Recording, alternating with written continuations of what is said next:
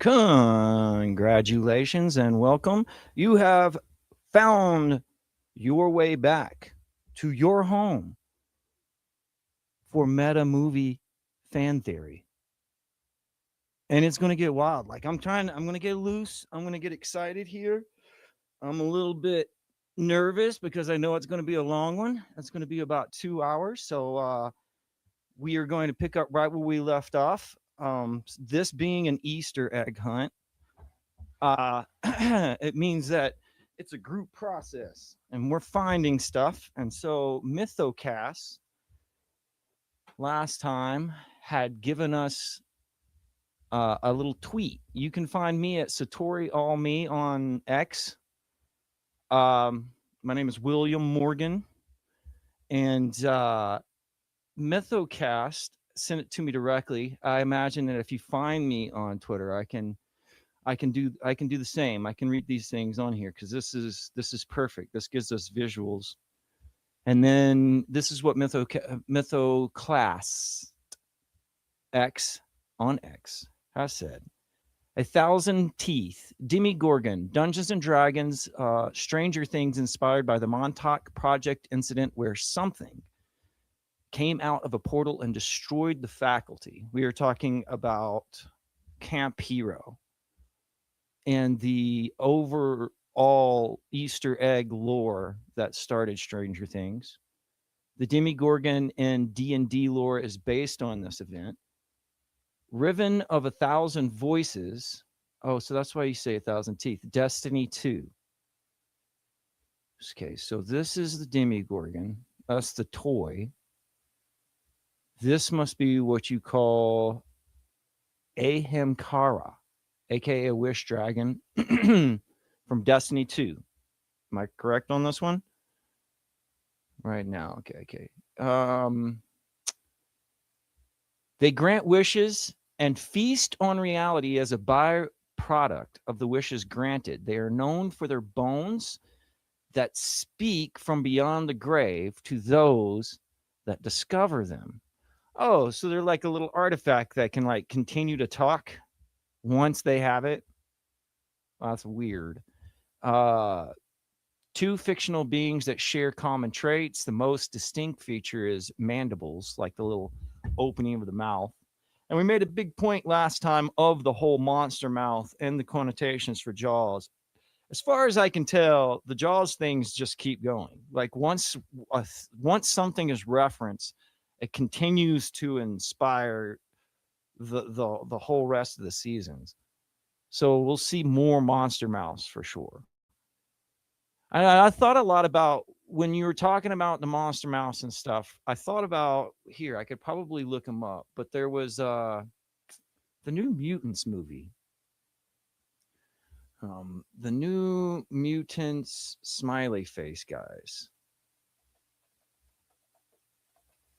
and I thought of like Slenderman and stuff. I feel like there is a connection to because well, first off, we know that there's a whole bunch of Nightmare on Elm Street going on, and we know that her name is Nancy in Nightmare on Elm Street, and so that's why Nancy is named Nancy Wheeler, right? And so there, and even now, Henry is basically the Hat Man. So there's a connection. There's definitely 100% connection, whether intentional or unintentional, between Freddy Krueger and a real experience people have called sleep paralysis.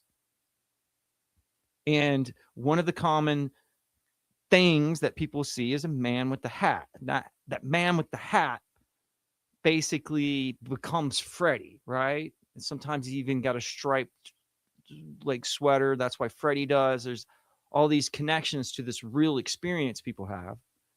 And again, that has become fiction. But Henry now is kind of playing that role as well because he's being seen by Holly and the others as Mr. What's It with the hat. And there's a poster I discovered that was not it wasn't one that we looked at. We'll look at the posters again today, but it wasn't one we looked at. There is a poster for Mr. What's It out there floating around somewhere. Okay, New Mutant Smiley Face Gang. Yeah, see? That's what I thought. That's what I thought. But again, it's the idea of like this trans-dimensional, because that's the whole power. Wait, there might be some more connections here.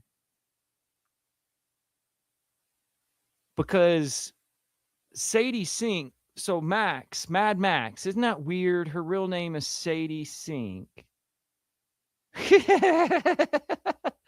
But her name is like Mad Max, right? Maxine, but I'm not sure what her last name is. We'll have to check on that one.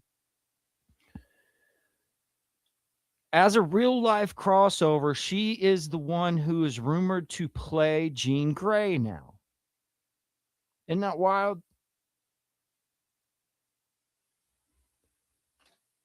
So she's associated to the stuff in the same way that Finn Wolfhard, Wolfhard. Well, Wolfhard in the second season dresses up like a Ghostbuster, later to become a Ghostbuster. Later to be etched in the Ghostbusters lore forever. And now Sadie Sink seems to be doing the same thing.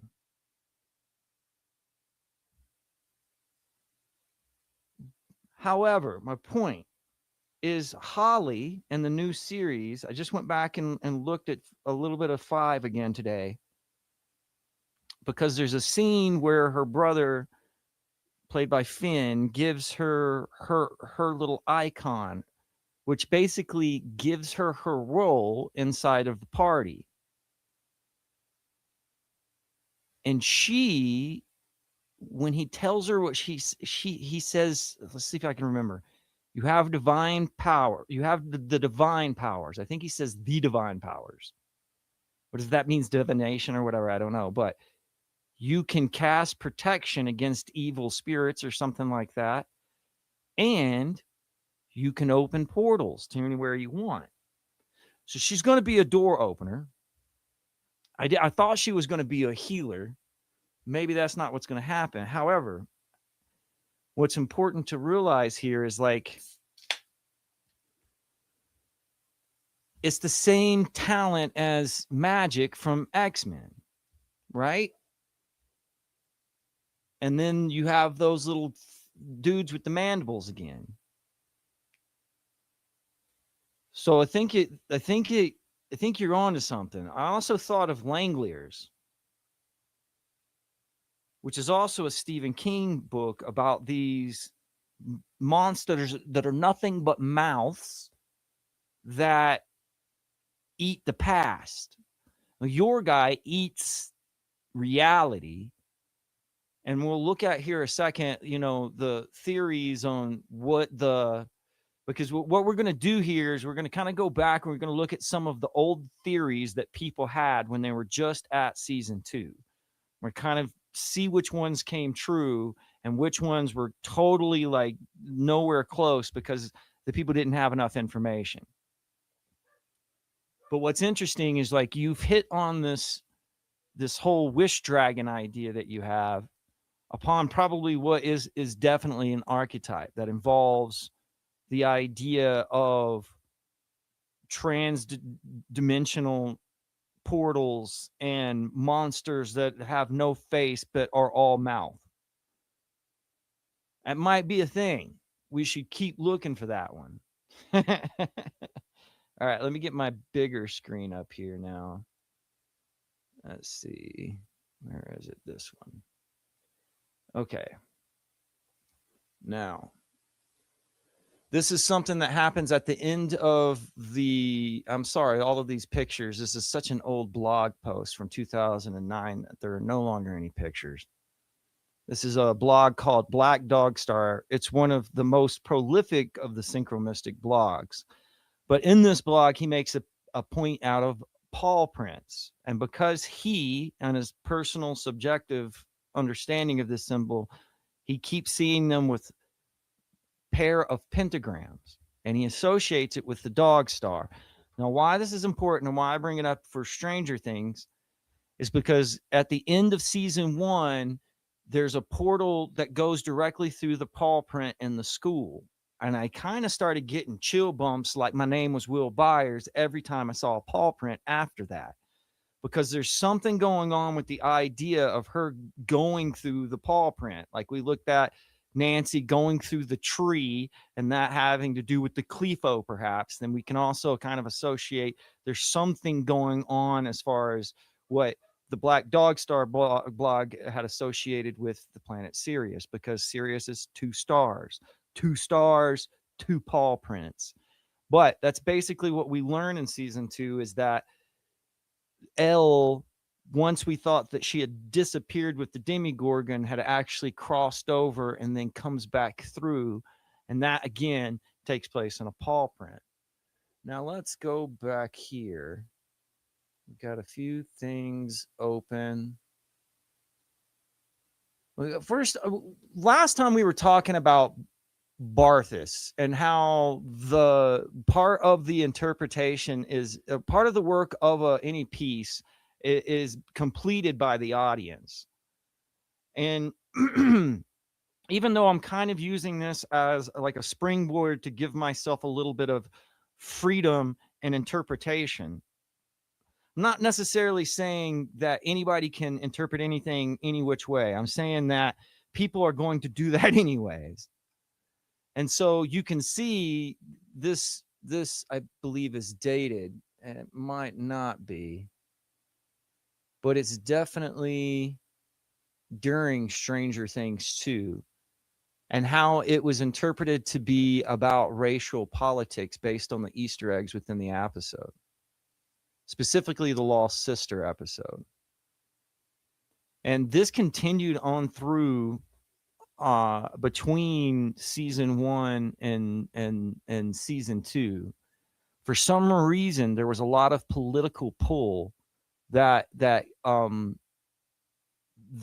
political commentaries were using Stranger Things, and the same way that we were talking about how the actual Zeitgeist of the time determines the interpretation, a la Barthes's theories. We saw it in real time with Stranger Things. I mean, down to, I wonder if you guys remember, but there was a whole incident in between season 1 and season 2 where Hillary Clinton spit out this glob into a glass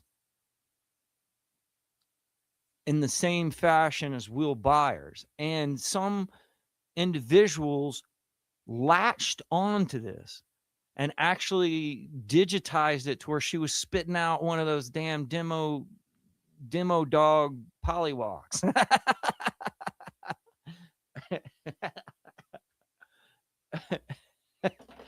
Well, this is my point as far as like the interpretation of the political event was colored by the pop culture at the time of Stranger Things being so hot. Because you remember season 1 and season 2 are back in 2000 and like what, 16, 17, between that time period. And then there's like a pause, like the snap of Thanos, strictly because of COVID. However, oh man, I just think it's wild. Don't you guys think that's weird? Like this impacted how people interpreted Hillary Clinton. Like she was freaking, split off by the mind flare or something. I guess we didn't know about the mind flare yet, but like you could see like that alien eggs, like it was a face hugger. Okay, let's see here. Which one was my favorite one? I like this one. Oh, let's go to the chat room real quick. Let's see what's going on here. Yeah, that mouth thing is deep. Yeah, and I mean, I know that there had been some stuff there before, but it kind of seems to have been following a theme. And like I said, I think Slenderman is kind of an example of that too. This weird kind of disassociation we have with it having no face. a deep throat even. Not, but I had some connections that are like transcendental earlier. Well, send them. Like I said, I will put anything you send me. Maybe do we have something here? Do we have a notification a la Twitter? No, no, we do not. Okay, so this gets to the Nephilim and is clowns topics. The whole thing is sinky AF. The Nephilims as clowns. That makes me automatically think of like killer clowns from outer space. Like automatically, that's where we are. And although I do not see, I mean, it is referenced many times, I do not see clowns as actually even being a symbol. I mean, we have the rainbow room kind of seems to be, I mean, that seems to definitely be associated to Eight's gang. A history of the Rainbow Coalitions. Fred Hampton, the charismatic young leader of the Illinois chapter of the Black Panthers, coined the term Rainbow Coalition in 1968. The original Rainbow Coalition embodied in the intersectionality of the critical issues of race, class, gender, anti-war, student labor, and sexuality.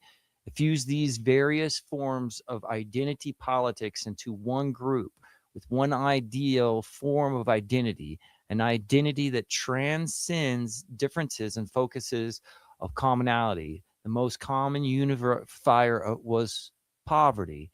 And with our powers combined, we become Captain Planet. Come on, that's at least a little bit of a giggle.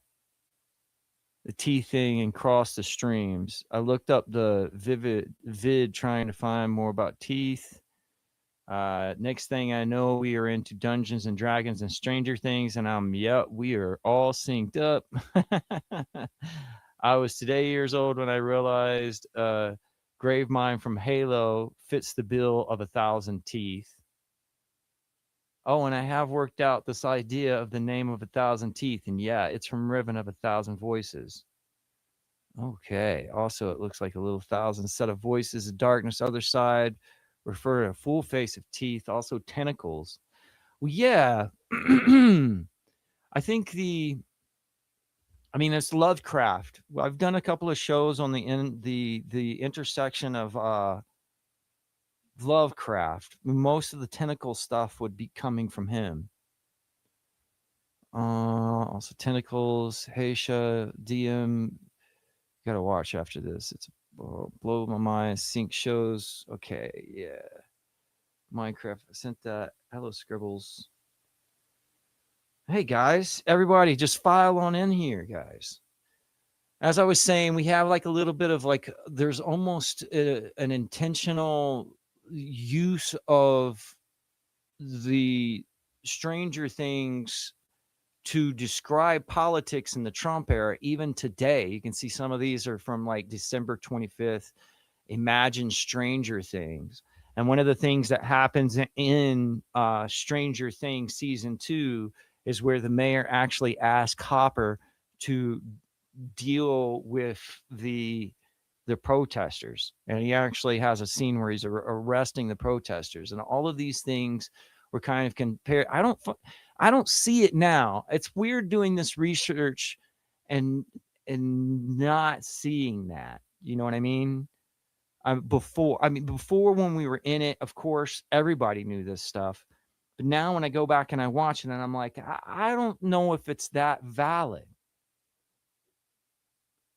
And I don't really care as far as my opinion goes. I don't really like the fact that people kind of I like it when Law and Order does it. I don't like when people use their art pointedly to put out political views. But I mean, time changes so much that maybe it's okay. Like maybe it's not healthy for a certain flick or whatever to do it in the time period because it can get canceled or whatnot. However, when you go back and you watch it, you don't feel the same way. It's not the same heated thing. And so it makes me feel like most of this political interpretation is just impulsive, like it's click-baited stuff. It's stuff that is attached to our emotions at the time. It's still fascinated, and it still proves Barthes' points like we were talking about last week or yesterday. We also made the point out of pointing that they continue the whole connotation of E.T. and Elle in season 2 because she dresses up like a ghost. I don't know if many people noticed or commented on that at the time because I couldn't find many people making comments about her ghost costume. However, I feel like there's more connotations because of Adam and Eve than saying Elle is God. E.T. kind of seems like Christ in a certain situation. I don't know if Elle is. Yeah, I don't know. I don't know if they're really saying anything with making Elle E.T., but I think it's pretty much solidified as soon as Hopper saying turns and looks at her and she looks like a ghost, just like E.T. was dressed as one. This is a poster that I was talking about of Finn Wolfhard becoming part of the actual like lore.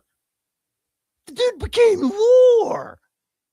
Now, how does that happen? One of the main points of Stranger Things 2 is that it happens in Halloween, and so the boys dress up as the Ghostbusters. However, at the same time that they're dressing up, they're experiencing what's happening as far as like references to the storyline.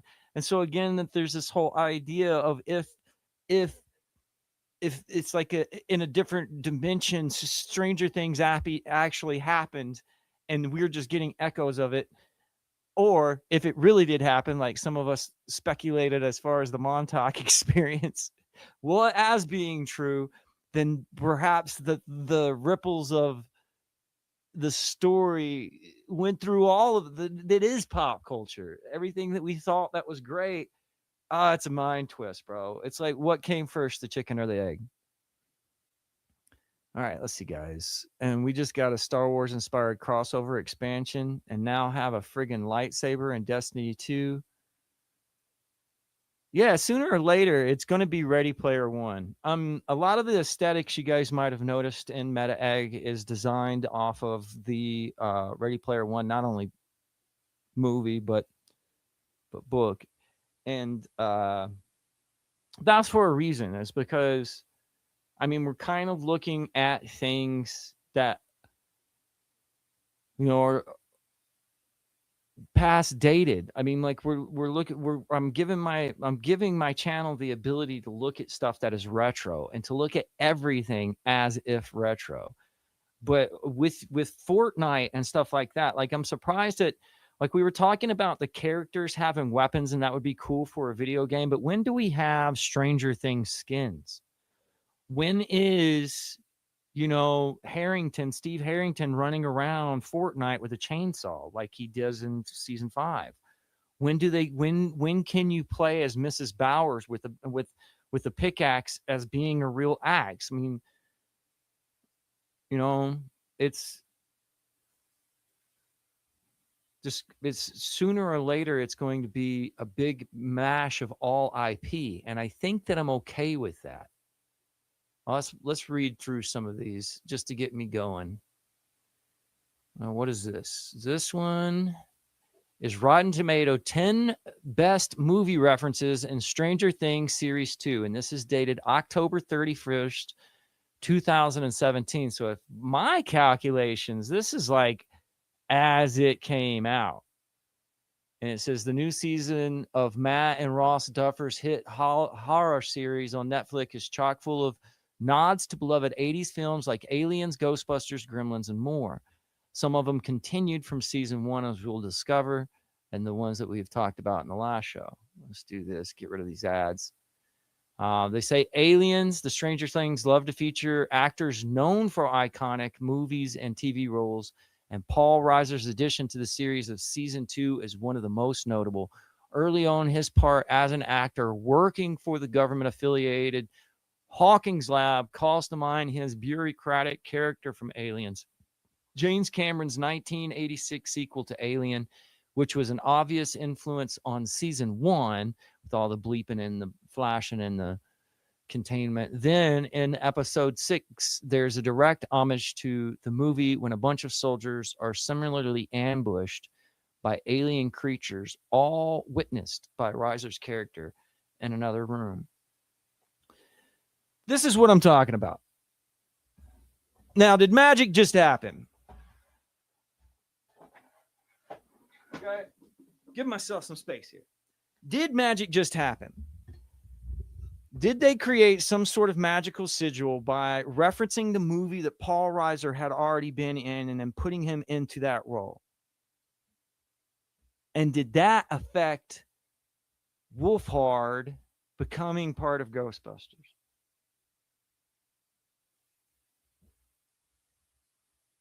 I don't know. Indiana Jones and the Temple of Doom. There are a few nods to the sequel, prequel to Raiders of the Lost Ark, released the summer before season 2's 1984 setting. One is Sheriff Hopper by David Harbour, going back for his hat and the tunnels. Oh yeah, I noticed that one. Dun dun dun dun. And a la Indiana Jones, another is Winona Ryder's character burning her possessed son. I guess Winona Ryder, wasn't she in Beetlejuice? Possessed son in an effort to get him to snap out. Or was that Juliette Lewis? Is that Juliette Lewis? No, Juliette Lewis is in Natural Born Killers. Winona Ryder is definitely in Beetlejuice. And wasn't she in the Beetlejuice too? All right, hold on. Let me get to Ghostbusters, and then we'll double back to catch up with the chat. Let's see. But biggest of all is the moment in episode 6 where teens Nancy and Jonathan almost exactly remake the Temple of Doom scene where Indy and Willie Scott talk to the self about the other in separate rooms before giving into their romantic urges. Okay, yeah, definitely there. Yeah, that's definitely there. One of the most blatant references to one of another summer of 84's hits was Wolfhard, Dustin, Lucas, and Will all dressed up as Ghostbusters for Halloween. But it's not just the logos on their jumpsuits that should have fans recalling the paranormal comedy classic. When the boys split up to look for Dustin's new pet in the middle school, the sequence evokes the 3 initial Ghostbuster hunts of Slimer in the Ritzy Hotel.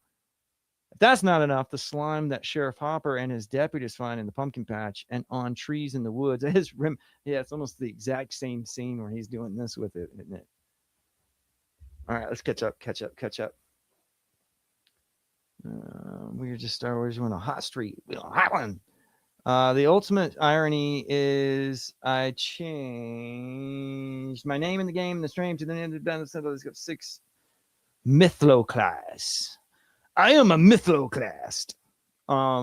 6 years ago, so it's meant to be. Okay. It is definitely meant to be. Love it when things just line up.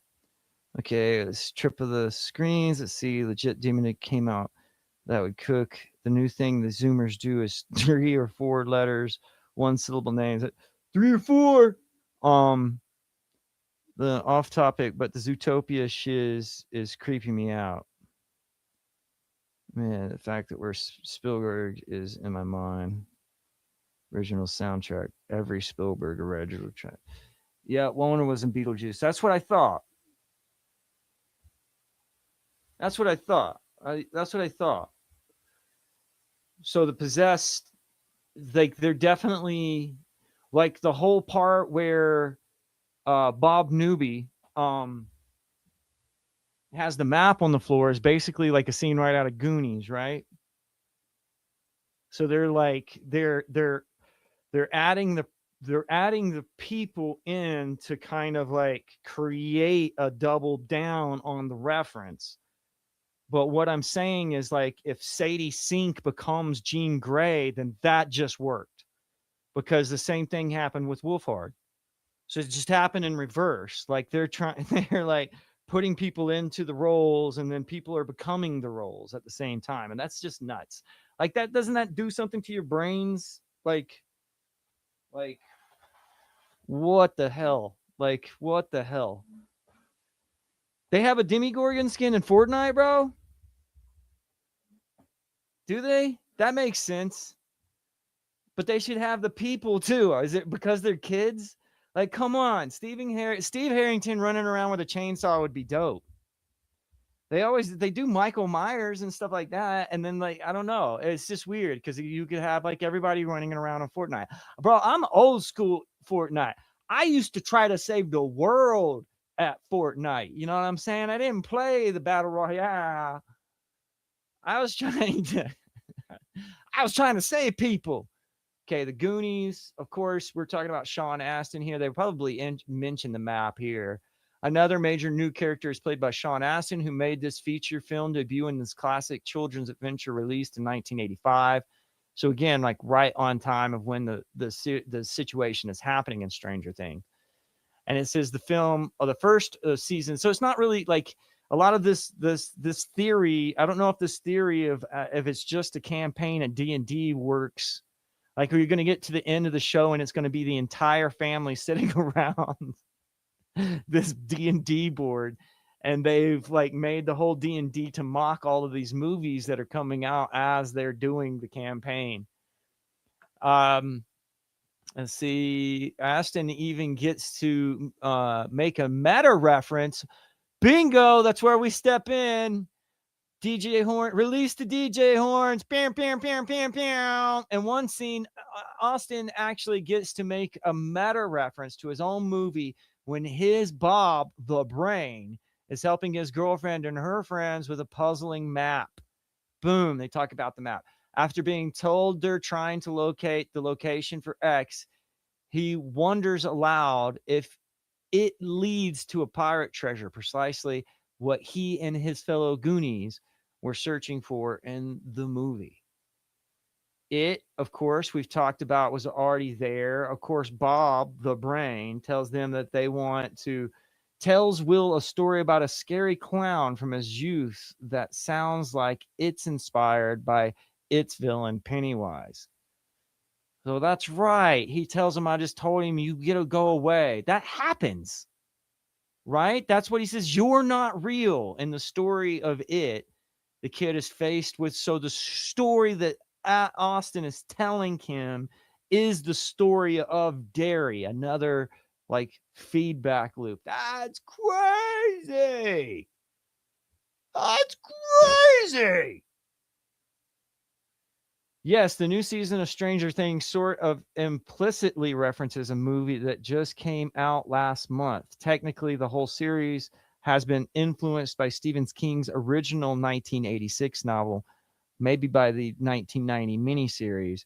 And now there's a feature film for extra comparison, a feature film that just so happens to co-star Stranger Things actor Finn Wolfhard. Oh, that's right. He's in it.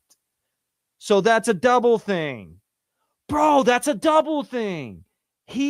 Wolfhard does it and he does Ghostbusters. Boom, boom.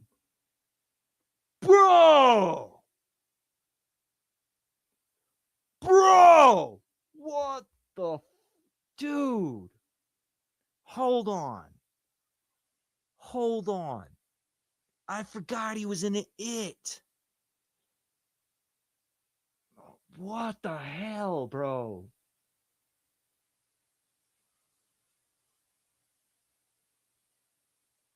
Yeah, I know. All old stories are connected to something in a bad way.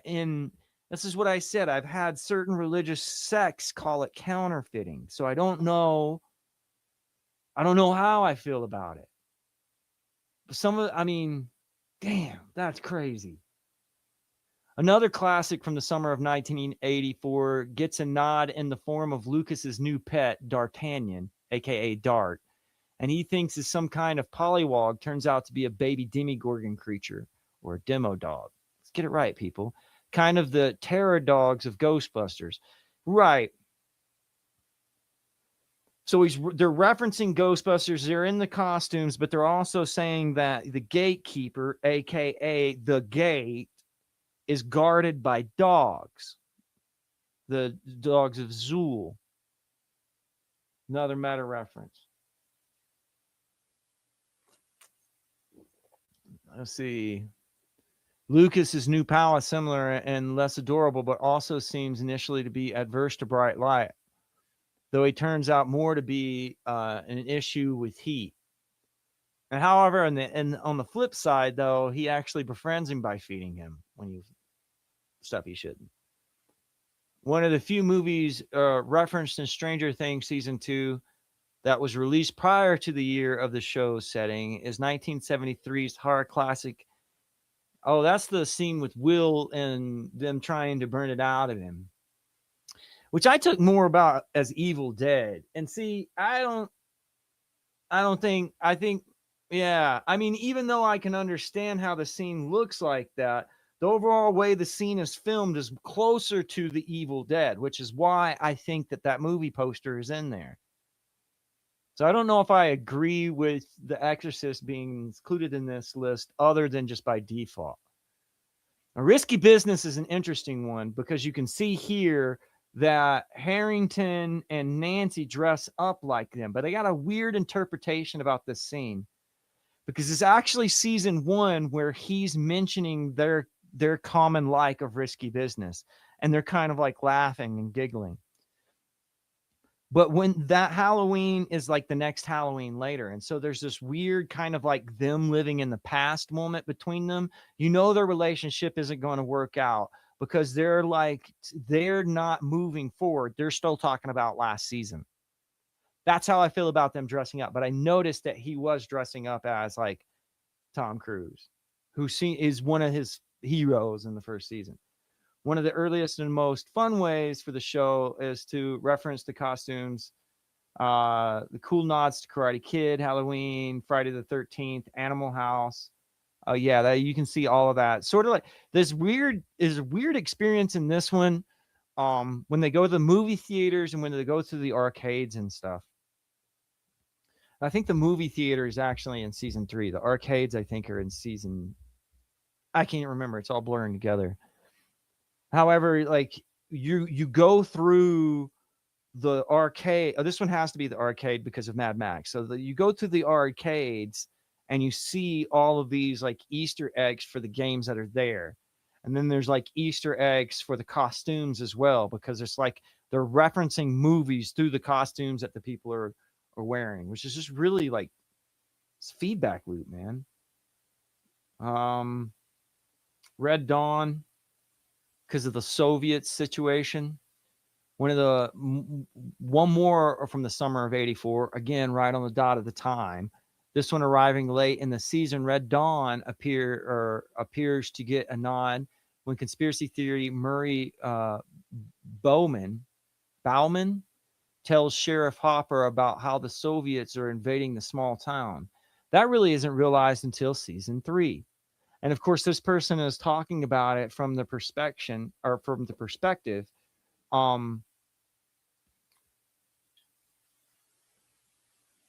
that it hasn't, they don't know that yet. That's Thomas Howell. I think that actor's Thomas Howell there in the middle. It's Patrick Swayze and Charlie Sheen in Red Dawn, but he's got a Star Wars hat on. So I think that's cool because it's like an Easter egg in itself. Terminator 2, I think it's okay. So this is the last one, so we'll read this one and go on to another article. You can't miss the 2 references to the Terminator, which opened in theaters the weekend before the events of Stranger Things, season 2. We see the title of the marquee on the local cinema, and then we see a commercial for the James Cameron helmed sci-fi classic. But when there aren't really any other nods to the first movie in the 1991 sequel, Terminator 2, Judgment Day does appear to be referenced. Well, we know now in season 5 that Linda Hamilton's there, who's pictured right there. So again, it's the whole thing they do with Linda Hamilton. And we know in season 3 that one of the Soviet guys is basically the Terminator because he just keeps up and won't stop coming after Hopper. But it's interesting because they are using the references and then they're actually hiring the actors. It's really all nods to the movie appears to reference. One character actually says the words Judgment Day, while the scene when Eleven decides not to kill a man who gave her mother shock treatment because his kids are present is similar to a change of heart moment in the blockbuster sequel. Okay, so that's the end of Rotten Tomatoes. We'll put that one away. We'll go back here. Let's see. Watching two speeds and trying to catch up. Should take about 3 minutes or so. Remove the space. Wolverines. If you guys like It remakes, the Welcome to Derry show is awesome. Now, we talked about last week how Welcome to Derry was corresponding to the end of Stranger Things when it's basically just a retelling of the exact same thing. There's one crossover in Dungeons and Dragons ST stuff too. I genuinely liked it. Harlan was one of my favorite characters in the show. Okay, now we're going to go to Stranger Things season 2, all the fan theories and predictions. Now, this is going to be fun because we're going to look at what happened and what didn't. Stranger Things series 1 became our collective obsession. The mysteries of the first season gripped us, but the finale left us with more questions than it answered. What's going on with Will and his creepy upside down flashes? Where is 11? What will Juice for Barb or Justice for Barb look like? Season 2 drops on Netflix this Friday, and the people on the internet have had more than a year to theorize and predict what will happen. Well, here are some of the Stranger Things. Stranger theories. These are the Stranger theories. Will is a host bringing more monsters into our world. Bingo! Good job, buddy. One of the creepiest moments of season 1 at the very end of the last episode when Will was seeming vomiting slugs in a scary upside downified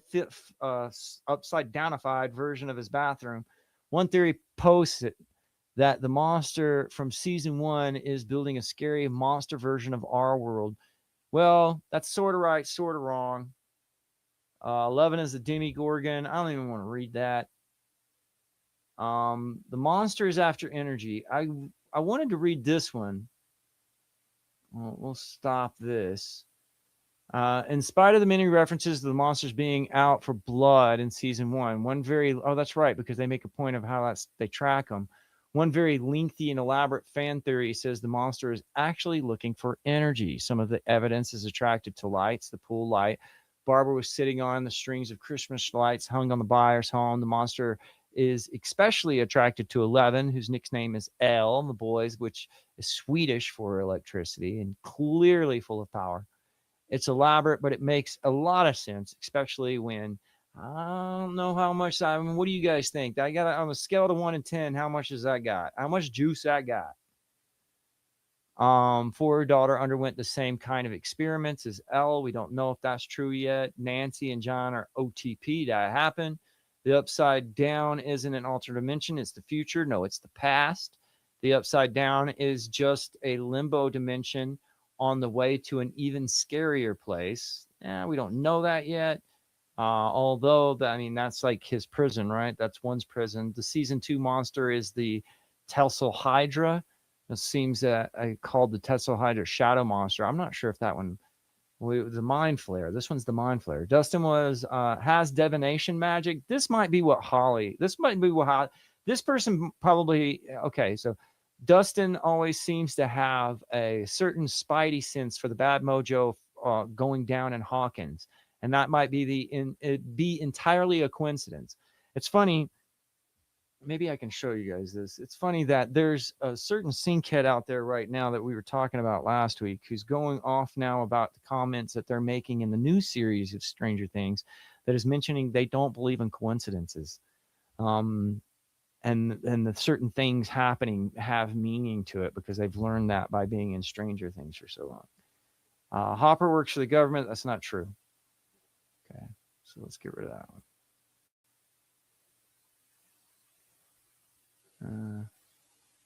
Yeah, I might like this one better. There she is in the. So that's E.T. That is straight cold from E.T. There. When 11 approaches Hopper with the initiation of trick or treat, she's wearing a ghost costume made from a sheet. Another callback to E.T. Yeah. Yeah. Yeah. Yeah. Yeah. Yeah. So if you're listening to this double speech, so that means that I should like stop speaking so fast. Limbo place of existence. Doesn't Beetlejuice have that? Oh yeah, the waiting room. Yeah, Limbo. I'll watch Meta Egg breakdowns of Mandy from 2018. Is that I might be doing I might it might be a good thing to just do a whole big Nicolas Cage thing, right? But a walkthrough of Mandy would be nice. Color Out of Space, probably two of my favorite. Yeah, Nick Cage would be good. That's what I'm saying. Color Out of Space is Lovecraft also. That's an interesting thing to keep in mind. Um, but it seems like he has a whole slew, and it's especially been Nick Cage. I'm saying it's been on my mind lately because of the whole Snake Eyes thing. During the Charlie Kirk assassination, a lot of individuals had made the point out of seeing the connection between the movie Snake Eyes and the assassination, including the person killed in the movie is Charlie Kirkman, and he's shot in the neck. And so it would be interesting to look at Nick Cage. The whole clown thing, jesters, black and white characters, etc., is linked to Beetlejuice. Oh snap, Bad Omens just made some video stuff and it had the same girl ghost in a sheet. Identical, really. I'm only 1 minute behind now. Pop culture sync feedback chamber. It's all echoing itself. Yeah, but you can learn to read it, which you just don't get in a negative headspace. Like it's very easy for people to become paranoid. And I just don't want that. This is an article that's dated October 29th, 2017. So that seems to imply that it's before it comes out. The article contains spoiler for the second season of Stranger Things streaming now on Netflix. So it's like right when it came out. Part of the reason for the runaway success of Stranger Things debut season was its embrace of 1980s nostalgia. Not only is it setting, but but in its loving tribute to science fiction and horror films of that era. As we've discovered, they made the very Bible look like a Stephen King novel. And with the return of the hit Netflix drama this weekend, those homages continue. So we've poured over each of the episodes to find the seemingly countless callbacks and Easter eggs. Okay, so this is Sean Austin's Goonies call out Stranger Things is good enough for you. Some of the references, like Sean Austin's joking nod to his role in the Goonies, are obvious, but others are a little more esoteric. Although the Alien franchise and Exorcist certainly received their fair share of love from the series creators, the Duffer Brothers. Although we undoubtedly missed some of the illusions, we're pretty sure we caught most of them across the 9 episodes in Stranger Things Series 2. First episode, Mad Max. We know what happens here. Kids go to an arcade. They're referencing Dragon's Lair. Again, I guess we can see the whole Dragon's Lair as being akin to the Monster Mouth, right? I don't necessarily think that there's any references to the storyline. And they mention, however, I think a lot of people have mentioned how hard of a game this is and how expensive as a game this is. Being an individual who grew up in this time period and did waste his money on this game, I can tell you it is hard as hell. And it still is this day, although there are opportunities for you to play this game without losing money. They still charge a good deal if you want to get it on your phone. But the reason why it was so expensive back in the day and why the graphics look so much more and outrageously better than anything else out at the time is that it was a laser disc inside the video cabinet. And you basically just chose what chapter you went to next. If you went to the wrong chapter, then you died. If you went to the right chapter, then you continued in on the game. But because it was a laser disc, the game seemed to malfunction quite often and they were more expensive. So they cost 50 cents. However, the game was designed by one Mr. Don Bluth, who is actually referenced in Stranger Things Series 5. because he also did the movie Coming to America on Holly Wheeler's wall. And in fact, I bet you if we pay attention, we might see more Don Bluth references. However, in this episode, a reference to the nickname of Hawkins' newcomer, Maxine Hargrove, is Sadie Sink. And it is also a clear nod to Mel Gibson's titular character from the Mad Max franchise. Mad Max franchise started coming out. I bet you Thunderdome was coming out around this time, and around 85, or Mad Max was actually in the late 70s. When the boys are playing Dragon's Lair, Justin's frustration isn't unfounded. That game is incredibly difficult and pricey, costing 50 cents rather than the typical quarter, making it a risky proposition for young arcade enthusiasts in 84. And they didn't last long. You would come back and they would be out of order. Terminator is playing at the theaters. At that time, Will's answer to the what if his favorite Halloween candy, Reese's Pieces, is a polite nod to Steven Spielberg's E.T. again. Yeah, they do mention Reese's Pieces. And I love me some Reese's Pieces. Whose influences are strange is inescapable. Yeah. Scenes involve Will Joyce and Dr. Paul Reiser are reminiscent of the first act of the influential 1973 horror film The Exorcist, especially and effective medical personnel working to determine what's wrong with the possessed Linda Blair. So I guess I remember that scene. I guess that makes more sense. That definitely okay. Next season is Trick or Treat Freak, is what the boys say to Will when he starts switching over. Let's see. You guys have gone off. Let's see. Charlie Kirkman thing from Snake Eyes is crazy.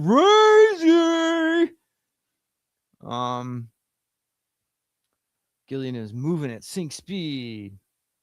Walk through a Mandy real dude. That would be cool, bro. I think that might be. I think we need to do. Somebody needs to do that. Yeah. The reason is they seem to want the public to get a taste, no matter what medium of entertainment you prefer. Do you guys see the teaser of Disclosure Day? The new. I saw that it was out. I have not watched it.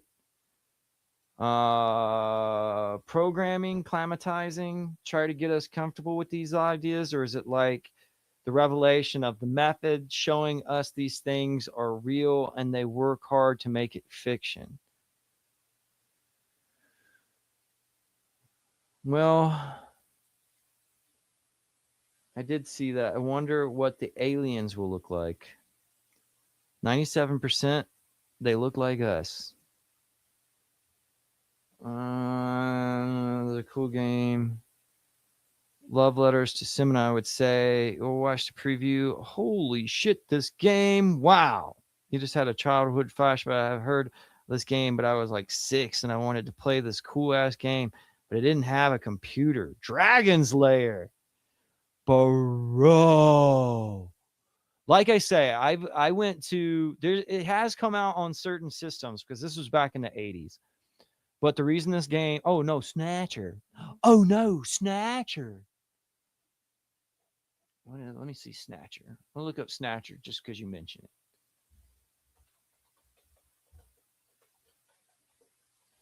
it. You were a gamer.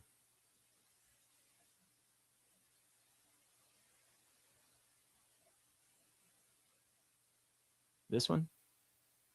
Yeah. Oh. Oh. I'm going to mark that. This was release date of 1988. Wow. I had no idea.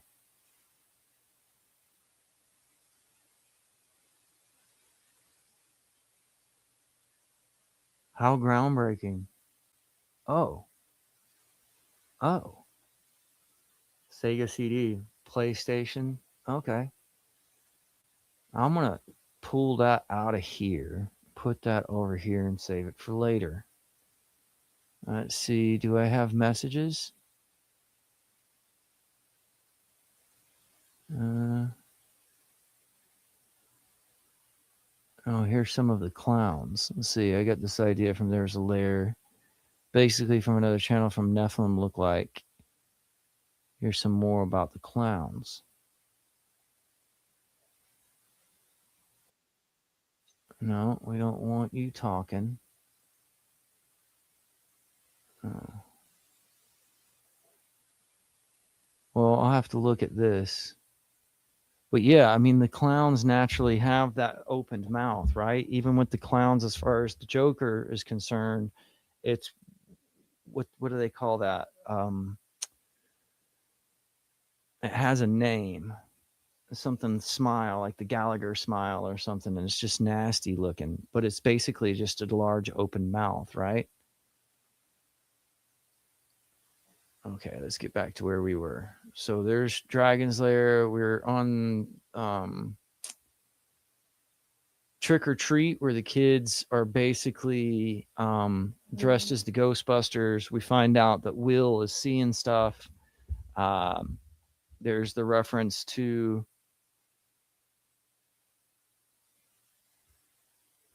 the ET, and then Nightmare on Elm Street. Of course, Nancy heads to Tina's house to act like stupid teenagers and names and activities. A clear nod to Wes Craven's 1984 slasher.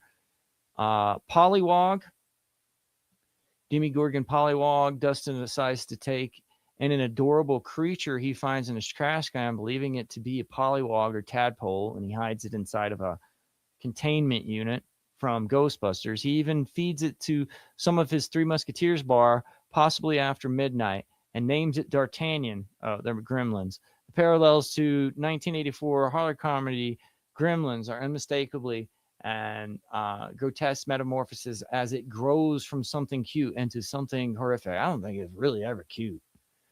All right, Will the Wise. When 11 opens the door to the basement in the cabin in the woods, he couldn't help but recall a similar scene in the 1981 film The Evil Dead.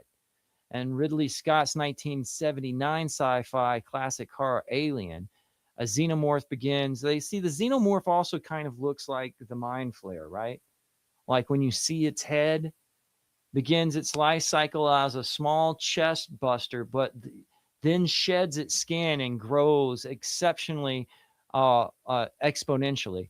But we see an homage to that when Dart molts break out of his aquarium home and feast on the Henderson's family cat Muse. Interestingly, in Aliens, the cat was the only one, other than Sigourney Weaver's Ripley, of course, who avoided being eaten by the xenomorph. Here, however, it was the first to fall victim to the demidogs. We can detect another connection between Stranger Things and Aliens and the casting of Paul Reiser, who appeared in the film's sequel. Dig Dug, which was interesting because they actually used Dig Dug multiple times. They actually used the theme of Dig Dug. I thought it was funny because the guy's like, I hate Dig Dug. And I fell into the camp of hating Dig Dug. In the original Evil Dead, some vine roots get a little frisky with a young lady. Somewhat similarly, vines attack the cover Hooper in a nod to the Sam Raimi film. The episode is the one in which Sean Astin, who played Mickey in 1985's Goonies, joke about X marks the spot on a pirate treasure or on a map. And Stephen King's 1986 horror novel, It, the children are linked by a blood oath. Similarly, in this episode, oh yeah, their hands are sliced. Nancy and Jonathan have identical scars, and a callback to an episode or a scene from episode 1. Their scars have forever bind them, just like the kids in the classic novel. Dig Dug is a classic arcade game from the era, but it's also kind of what happens when they're in the pits up underneath the city. It's basically a game of Dig Dug.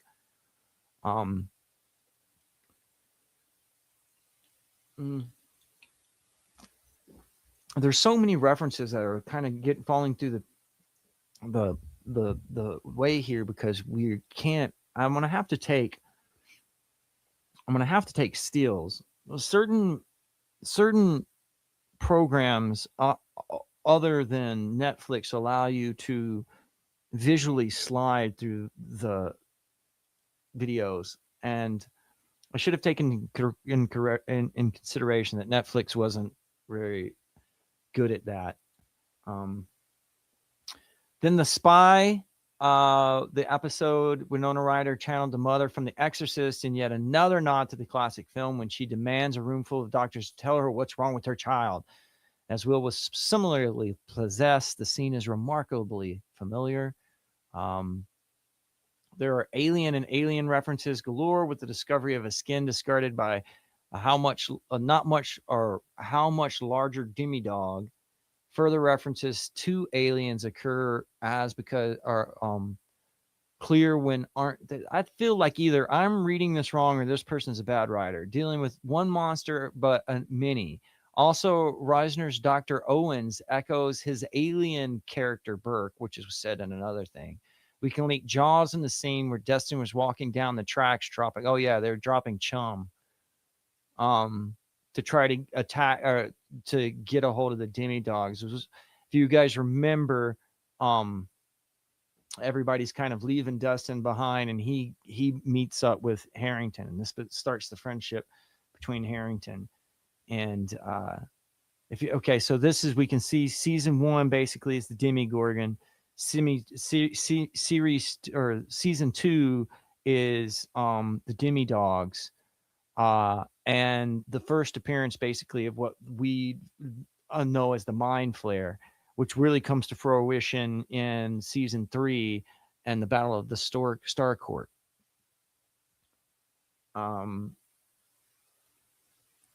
When it becomes necessary for someone to switch the power back on at Hawkins, it's a direct nod to Jurassic Park, which admittedly didn't premiere until 93. But we've already seen them kind of like reference things. I mean, they're not really referencing it because it's an older issue, but they have referenced things that came after. We thank Dustin for naming the junior Demogorgons as Demi-Dogs, but we can't help but recall Gozer and Zool of Ghostbusters again. They caught that reference. Another reference to The Exorcist pops up when Will communicates via Morse code to close the gate. Similarly, in The Exorcist, spells out "help me" through subconscious communications. Demogorgons aren't the only critters to derive their name from Dungeons and Dragons. The shadow monster that haunted Will is rebranded as a Mind Flare by Dustin. The kids then open the Dungeons & Dragons monster manual to page 70 to reveal a monster capable of possessing intelligent beings with its psychic powers. Now, that, of course, is designed after Cthulhu again. So Cthulhu shows up. And it's pronounced Cthulhu, even though it's with a T.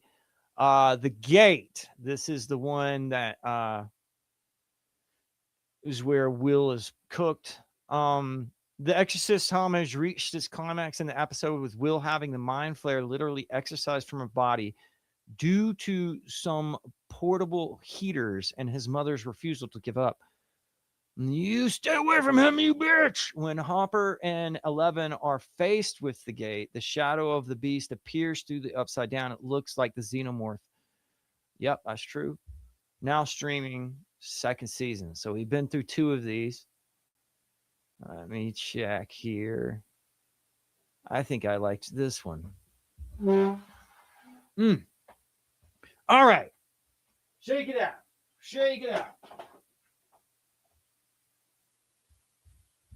Beautifully done. So, the Demidog season 3 would be, of course, the Star Court, the Mind Flare. Season 4, I don't think, if we learn about 1 in season 3, it's at the end of season 3. So we don't even know about 1 yet. Okay. Let's see. Season 2, Mad Max, Trick or Treat Freak, The Pollywog, Will the Wise, Dig Dug, The Spy, The Lost Sister, The Mind Flare, and The Gate. And of course, when we learn about The Lost Sister, there's an interesting thing going on here. And I'll have to look up. But when a lot of people reference that as being the Rainbow Coalition and so forth. However, they are, to me, look like what the X-Men looked like in the 1980s, with when Storm had a mohawk and all of that.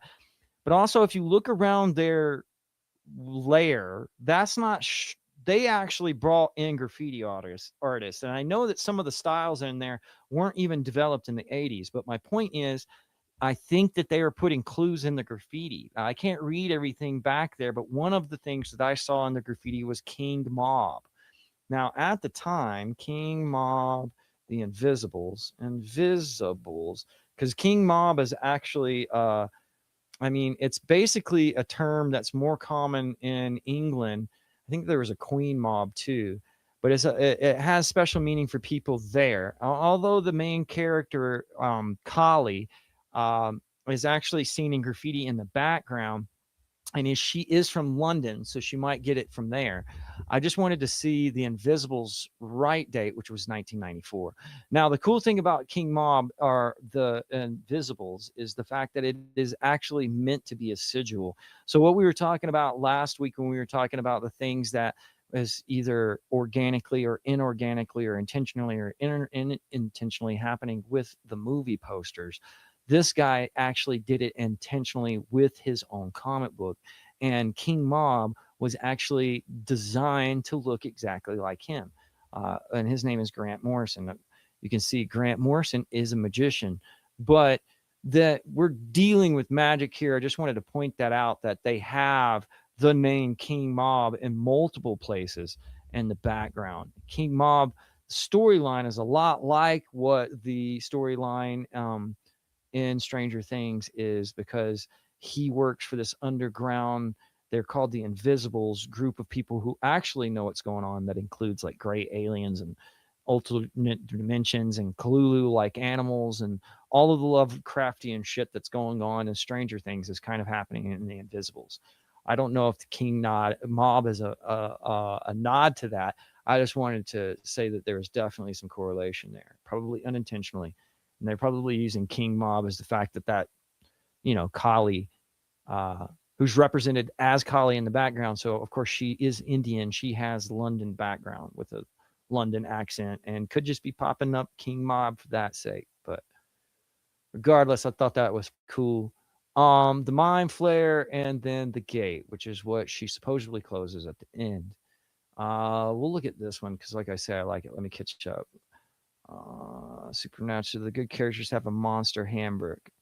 PS2 Shadow Man. Well, the Shadow Man whole archetype is definitely coming through in season 5, with one basically taking on Mr. Whatsit. And again, that whole plot line you'll understand better if you know what A Wrinkle in Time is, which is what she's reading. And it's wild because I'm pretty damn sure that's what my mom was reading to me when I was that age in the 80s. So that's a lot of this stuff is like, I don't know if it looks aesthetically like the 80s, but it feels like the 80s because it's almost the exact things that were going on at that time period. It's like the things that engulfed my consciousness these kids are doing. So even though I would have been younger, I would have only been like, by 87, I would have been almost 10. So I would probably be the age of Holly in this shit. And that's kind of interesting.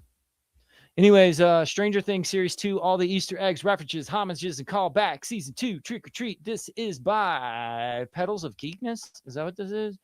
Hana Haki. I don't know what this is, but I like this one a lot. And they go episode by episode. Let me see. It's not working. Why is it not working? I think we're going to get down to basically the same ones at this point. I'm hoping that I remember something else that perhaps I've forgotten. Oh, yeah, the movies and... Okay, they go picture by picture on this one. Yeah, all right, we're doing this. This is going to be dope.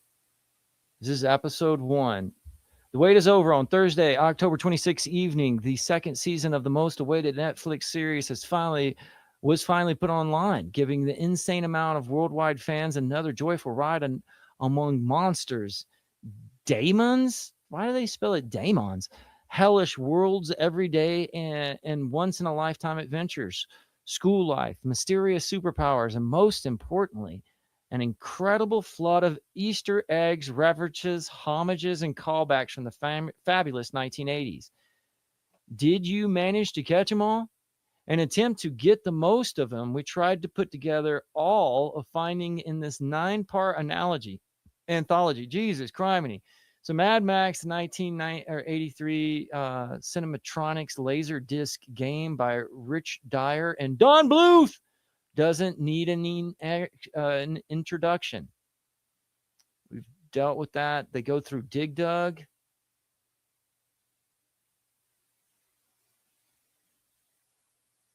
Centipede, Galaga. Yeah, okay.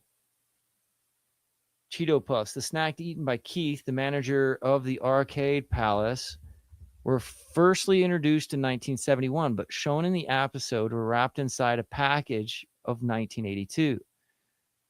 For more info about Cheetos, for more information about Cheetos, whenever you see a newspaper page in Stranger Things, you can be sure there's an Easter egg to be found there. The newspaper with the Merrill's Pumpkin Patch Crisis. The whole pumpkin patch thing, though, was nobody has said it in any of these, but it was definitely Back to the Future, right? Like the whole them drive, they do it multiple times where people drive into the pumpkin patch and like run over the sign, and the same fashion of Marty McFly. And I also think that Steve Harrington's shoes are the same as Marty McFly's too. There is some time travel involved. I mean, and there hasn't been any direct, but it's weird because Back to the Future also has like Bluebird sinks and stuff, and people have attached it to MK Ultra and whatnot. But again, like what they're saying, not necessarily is the story.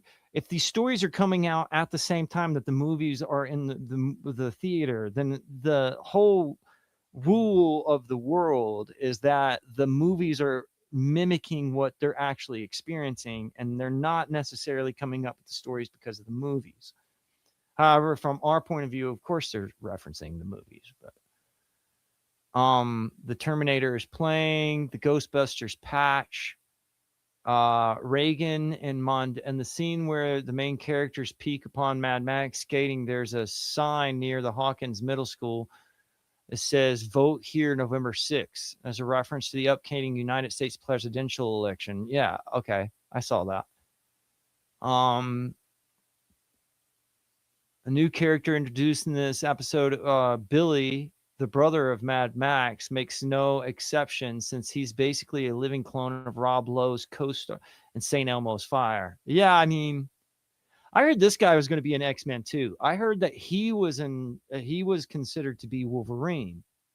And I find that extra. You got this whole archetypal, this whole show showing you these ideas that are spawned, like a whole team of superheroes that are spawned from X-Men lore, and then you're going to have it looks like you're going to have individuals flip over into the new lore that's like they're going to be the adult mutants. Favorite Reese's Pieces, Aliens, talks about his involvement with that. Exorcist, the Will Exorcist, the Millennium Falcon, iconic model that made its first appearance in Mike's room during season 1, is back.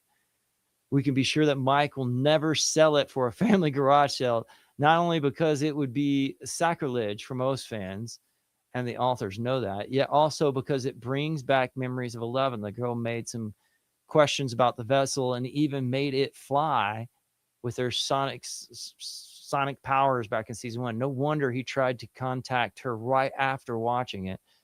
Don't worry, Mike. Kenny Rogers, Islands in the Stream. Because they say he's an average guy. He's not a superhero, and he becomes a superhero. And they drive that nail home. Mr. Mom, Bob, the character played by, doesn't looked like the kind of guy who loves horror movies. That's probably why he was so pleased to see that picked Mr. Mom. Okay, The Goonies, Close Encounters of the Third Kind and the Upside Down Door, The Extreme Measures. What is this? Flamethrower sequence in the basement, The Alien and the Thing. Yeah, I mean, there's a lot more of the Thing in this one, don't you guys think? The season 2 had a lot more references to the Thing. And a lot of people were like, I don't understand this reference from season 1. And we get to season 2 and they're like, oh, okay. Yeah, he's a spy. Okay, episode 2. All right. Let's see. Trick or Treat, Extraterrestrial. We've made comments about that. Ghostbusters and the crossover of that. We made that. The Terminator, we've seen that.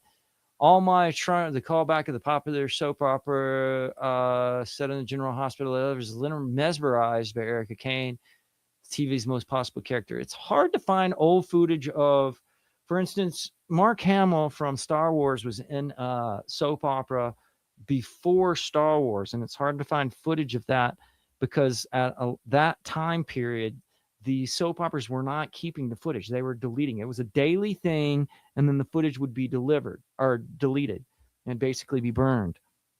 It was not being kept. And a lot of the footage back at that time period was deteriorating because it wasn't being kept well. It wasn't until shortly after that there was stuff was starting to become digitized. Let's see, Madonna flashback, Flashdance, Rocky, Karate Kid, all seen in the costumes, Risky Business, Animal House. That's where she's from. That's a great band, by the way. No boy would want to be in Jonathan's shoes as he utterly spoils his chance to impress the dark-haired girl that greets him at a Halloween party. Okay, she's from the Banshees. Michael Myers, of course, she's got that on her. Frankenstein, even in the 1931 movie.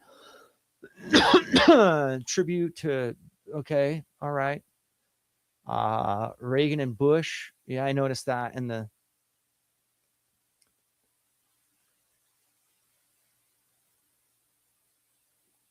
Reagan in the Upside Down.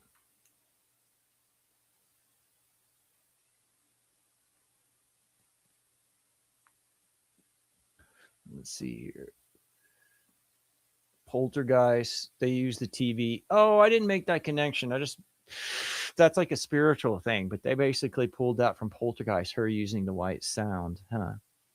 That makes sense. Her using the white sound to do remote viewing was kind of like the afterlife connotations of the TV static attached to Poltergeist. All right, I can see. All right, we're getting somewhere. It's like the Pollywog, Yertle the Turtle, and other stories illustrated under the pseudonym of Dr. Seuss. E.T.'s extraterrestrial is clearly visible. That's right. He's right there. I remember seeing that. Three Musketeers, the snack which inspired D'Artagnan the Pollywog. The reference to, well, they're the Three Musketeers, right? That would be Lucas, Will. I know there's 4 of them.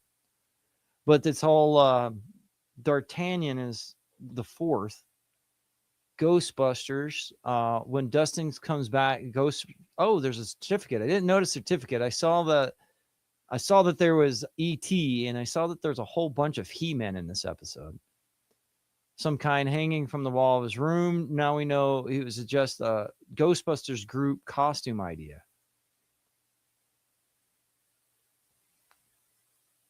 He got a patch or something. Wouldn't it be cool if he became a Ghostbusters too? That'd be nuts. Gremlins, of course. Anne of the Green Gables. The book Harper Reads to 11 is clearly the world-famous 1908 novel by Lucy Montgomery, which is a childhood classic. Too bad the main character is missing her mother, just like 11 is. Maybe not the wisest choice in this specific scenario, but if we considered how well it connects with the next episode, it sure works out. Blondie, we can definitely see that she's a Blondie fan on the poster behind Nancy's room. This comes from the American band Fifth Auto American, November 1980. Nancy's musical taste might not be as good as Jonathan and Samantha, yet they're still somewhat fun. What are you talking about? He likes The Clash. She likes Blondie. Those two were friends. This person doesn't know their music history. Get the hell out of here. Get out of here with that. Maybe comment that just upset me. Now I'm upset. Now we can't go on. I'm gonna have to pull the plug, guys. We can't continue because now I'm upset. Ay, ay, ay. Goodness. All right, let's go to 4. Let's see. Will the Wise. Head and Shoulders. We definitely can't miss the vintage Head and Shoulders. Nah, that's a homage. I don't know if that's a homage. 1983. Cupertino about to be giant released a desktop computer called Lisa. The slightly renewed her. Oh, okay. This is this logo right here. Being hanged on the wall in the Hawkins school. Okay.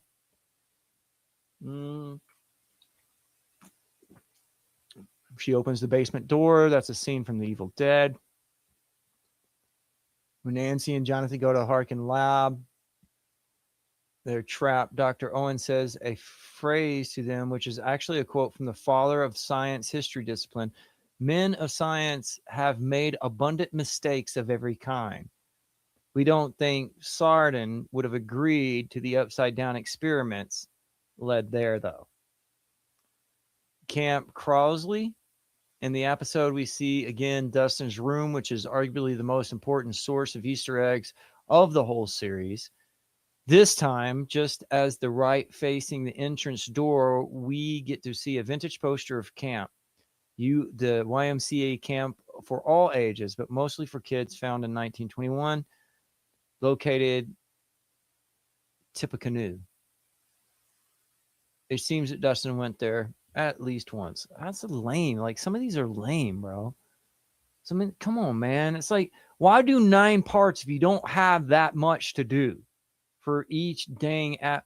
Like, come on. Wasting my damn time here. I don't even see one for 5. Is there one for 5? I don't see one for 5. You guys don't even have one for 5? You know what? You're done. I'm done with you. We're done here. Go back to you guys. Am I missing something?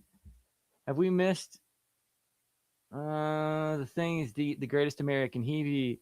Look at me. I'm diving off of a cliff now. The Great American Hero was the one that, that's not the song. I just sang friggin' Offspring. Why am I singing Offspring? I'm thinking of Look at Me, I Can Fly. That I remember that like etched itself into my brain when I was a kid. The Thing is deep and dark. Quentin Tarantino calls The Thing one of his favorite movies ever because the paranoia in it jumps off the screen. But of course, I tried to make a sync video one time where I was only using John Carpenter movies because they are so deep. All of them are so deep. Another good one is Formidable. I don't know this one. If action movies taught us 2 things, if it bleeds, we can kill it, and kill it with fire. I watched Michael Myers and Wayne Gretzky skate and play a friendly city hockey game in LA in the 90s. We need DCP to jump into some sinks to laugh my ass off. Oh yeah, we need hockey. Yeah, we are all. David helps any situation. So much sync back to Saturday morning cartoons. The article is rubbish. I like to start off. I like the fact that they had so many pictures, but they were basically just pointing out like all of product placement.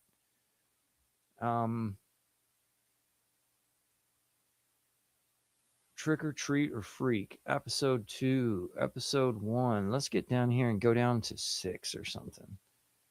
Will the Wise. We'll start with Dig Dug. Let's see, The Evil Dead, The Goonies. Nancy and Jonathan have matching scars. These came from them in the blood, right? Received another nod to Poltergeist and Karate Kid, even later communes with Mama.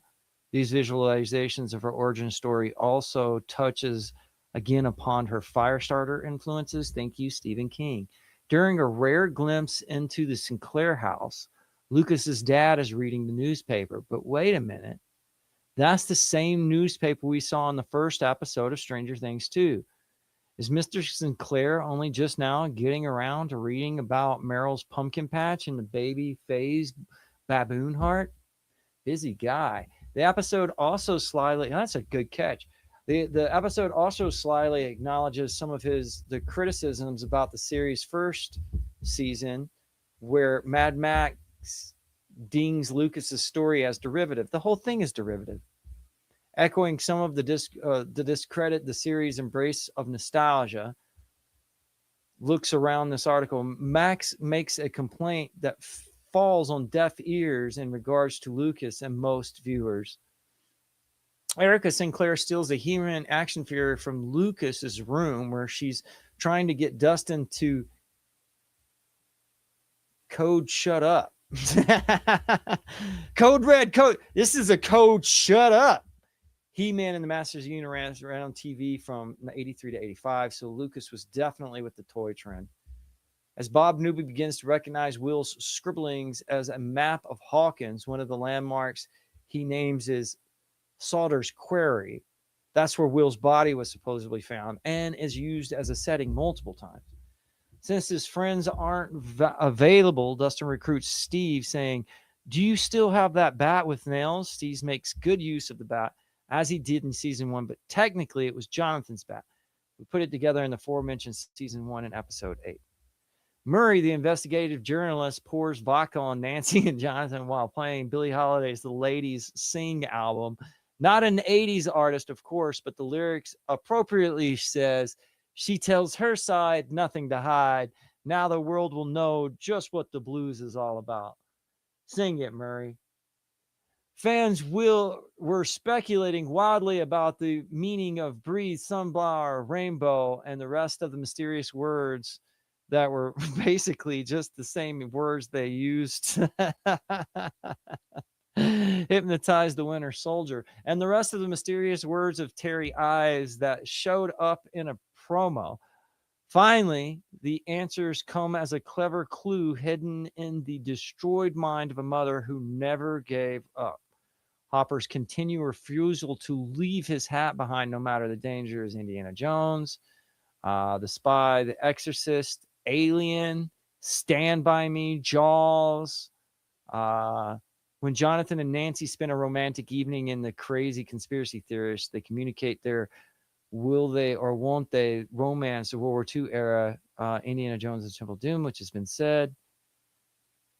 There are a couple of interesting song choices. The first is Hammer to Fall by Queen, which plays as Steve and Dustin prepared. I mean, you could do a whole nother podcast on just the music that comes up, because there's stuff that's going on in the brothers' car and all kinds of stuff, and all of the music is like self-referential, and it's just so well laid together and obscenely just out of control with the references.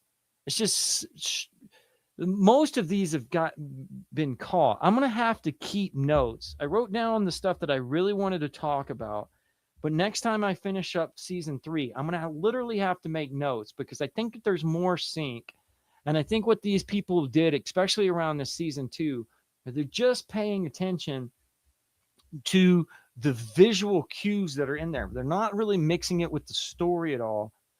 And they're not really seeing like the effect that it had on the way people talked about politics at the time. Oh, here. Oh, it does mention the Invisibles. Somebody else saw it. Okay, cool. Somebody else saw it. This is awesome. The Lost Sister. As Elle makes her way to Chicago, the appropriately titled Runaway by Bon Jovi plays in the background. Apparently, the Stranger Things music supervisors wanted to make sure we got the message because Runaway's Dead End Justice is also part of the soundtrack. So, yeah, Elle ran away. So, like I said, like we could do this whole thing about music. Also, Elle's whole girl getting off the bus in a scary city thing kind of mirrors Guns N' Roses' Welcome to the Jungle. Also, she navigates the big city. Elle bumps into a well-dressed man and unapologetically tells her to watch it. And Elle calls him a mouth breather.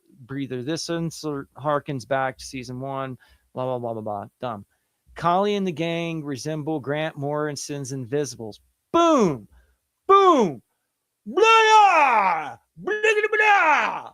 Okay, aside from the fact that the overall vibe of Stranger Things in general takes place adjacent to Morrison's famed 1990s comic book counterculture masterwork, which among other things dealt with shady government agencies in investigating Cthulhu-esque extra-dimensional malevolent entities into our world. As I said, there are a few direct references to the concept and the characters themselves in this episode. Goldmine, there's prominent crapola. Okay, I think we're up. Okay, it says, okay, the Invisibles. Aside from the fact that the overalls, blah, blah, blah, there are Barbaleth graffiti in the gang's headquarters, which references one of the reoccurring themes in the Visibles, a mysterious supernatural planetary body that appears to characters in important moments, almost like the monolith in 2001: A Space Odyssey. Fascinating.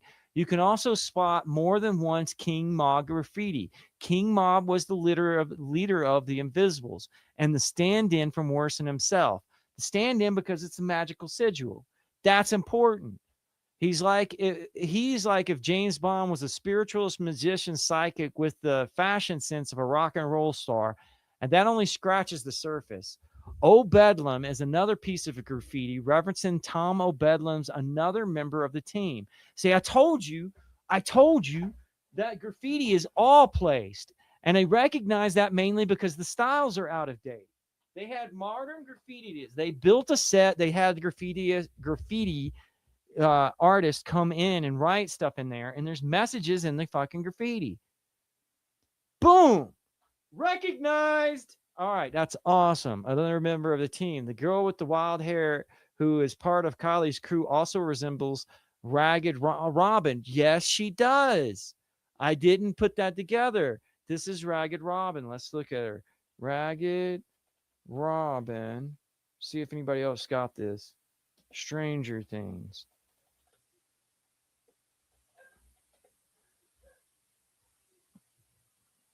Oh, okay. Not Rockin' Robin, you jerk faces. Ragged Robin, Invisibles. But I mean, maybe, yeah, that's what she looks like. Even more so with her mask, because her mouth, there's like a baby face mask and stuff. This is the Invisibles, though. Hi, how are you doing? Hi. What are you doing here? Mom said we can get cheese. Cheese? Yeah. That's cheesy. I don't know what to say. All right. Oh, I'll finish up here. All right, that's my daughter. That's kind of cool that she shows up. I know we kind of scheduled for another 30 minutes, but yeah, I think we might be calling it quits here soon, guys. Let's see here. That's awesome. Boo. Somebody else caught it. Let's wrap this up. Let's see. We're on episode 7 of 8. So we'll just go through all of this. All right. The girl with the wild hair. And this entire episode generally plays like a variation on a spot plot from the fabled Dark Phoenix saga from the X-Men lore. Like said before, this is intentional, as season 1 of Stranger Things also made references to X-Men number 134. I'm telling you, they're going to be a superhero crew, and they're going to be called the friggin' Hellfire Club. Are you taking off? All right, bye. So let's see. This is intentional, bro. Our Stranger Things, the Dark Phoenix side, the crucial aspect of the storyline, Jean Grey, who might be Sadie Sink, bro. Aren't you excited? Holy crap. AKA the Phoenix, falling in with the wrong crowd after her boyfriend, Summers, appeared to be moving on from her with another, the mutant Dazzler. Wouldn't it be crazy if Sadie became Phoenix and 11 is the actress who becomes Dazzler. This was she was seduced by a psychic named Emma Frost into seeing things that were not there and to give in to murderous, darker impulses. Also, like their traditional X-Men stories, this episode is about embracing how individual differences are a gift, not a curse to be hidden in a closet. They are going to be a superhero group called the Hellfire Club, dude. That is what's going to happen. Similarly, Stranger Things more specifically borrows from X-Men films, particularly X-Men First Class, where Charles Xavier uses his psychic powers to cause him and his compatriots to appear invisible to Soviet soldiers, not unlike the oblivious Chicago cops at the end of this hour. Now, that's a good point because they even put in the word cerebro. Now, L, because that's the antenna array he uses. Now, L tells Kylie she's been with Harper for 327 days, paging Alex Fulton to Meta Egg, And the day before Halloween, she had yelled at the chief for saying soon on day 21, day 2.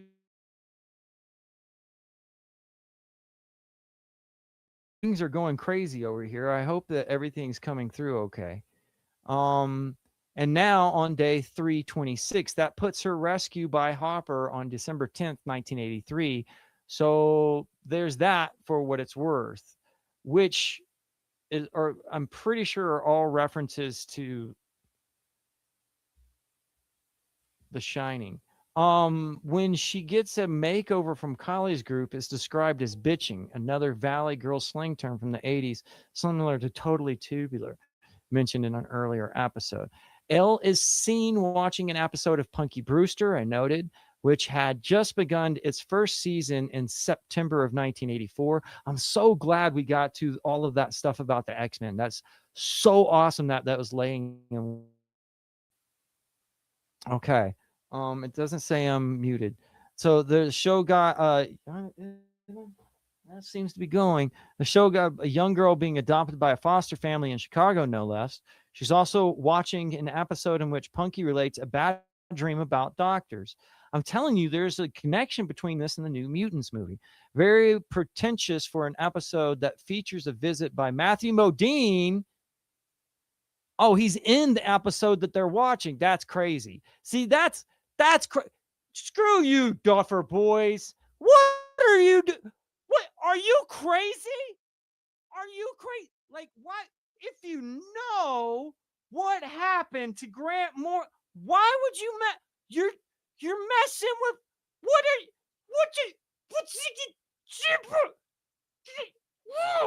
what are you doing?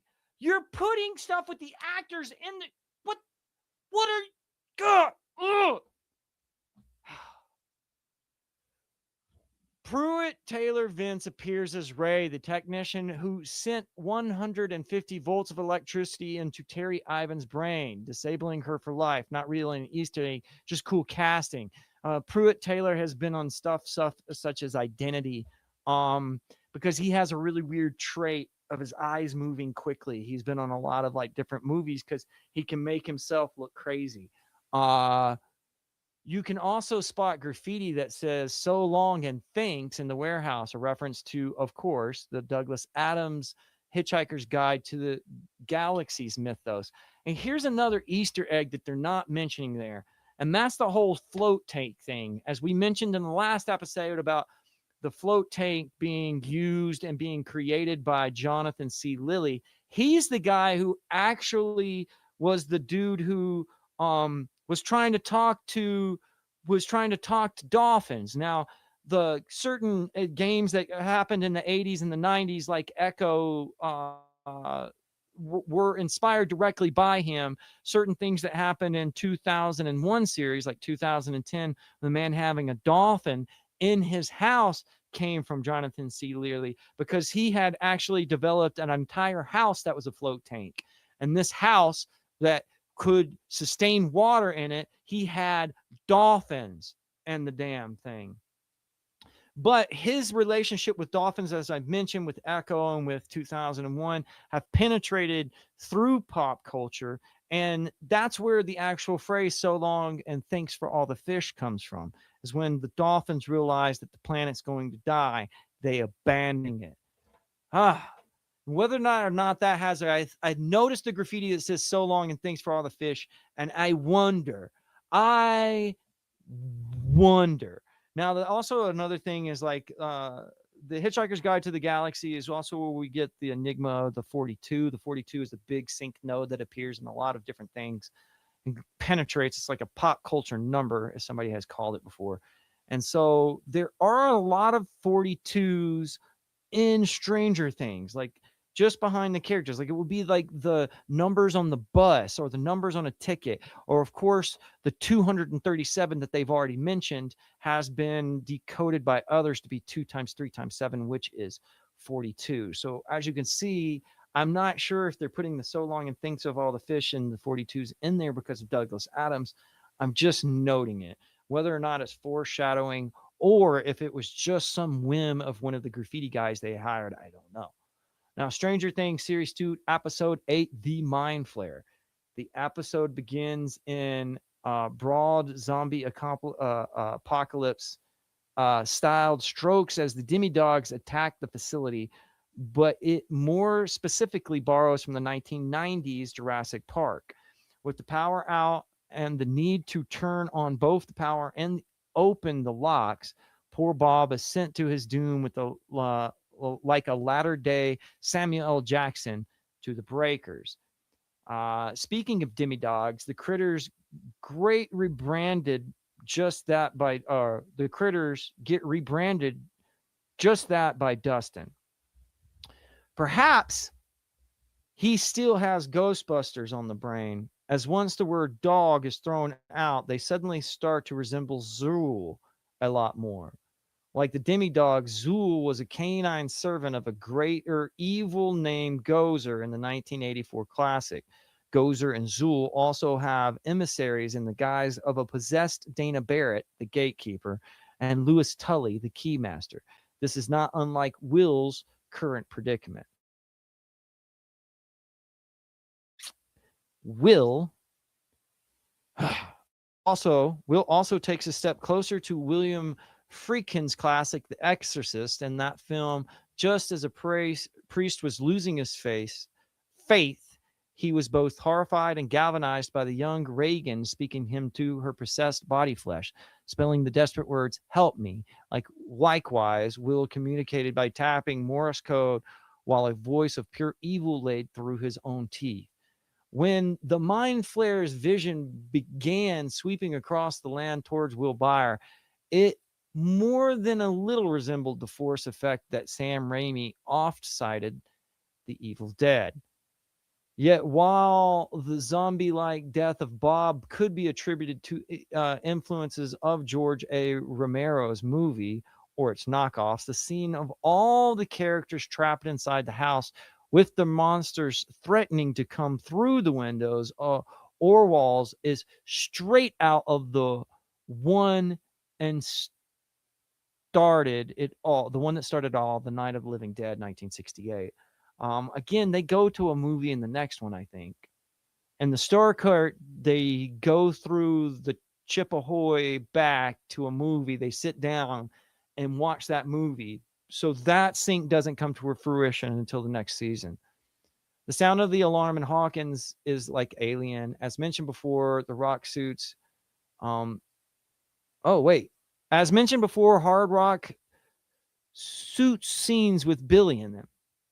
And as he primps in the mirror to go out, Metallica's The Four Horsemen from their incredible debut album Kill 'Em All, which you can see a poster of on the wall, plays as his soundtrack. Besides the hair connection, though, The song's title and its lyrics speak of an apocalypse that seems nigh elsewhere in this episode.